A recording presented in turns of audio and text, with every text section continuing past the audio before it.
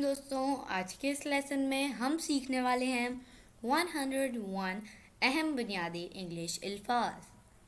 And when you learn these words, you can make your own sentences. So let's get started. How many? How many? कितने? Out, out. बाहर. Many, many. बहुत. Outside, outside. बाहर की जानिब. Maybe, maybe. शायद, हो सकता है. Over, over. ऊपर. More, more. ज़्यादा. On, on. पर.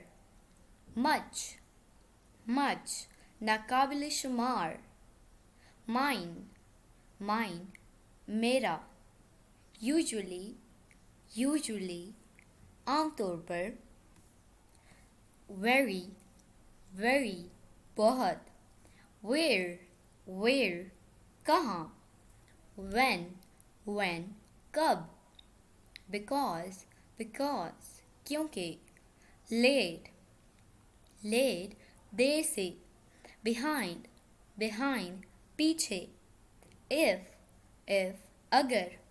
तो दोस्तों, ये था आज का हमारा लेसन। उम्मीद है आपको वीडियो पसंद आई होगी। आपसे मिलेंगे अगली नेक्स्ट वीडियो के साथ। तब तक के लिए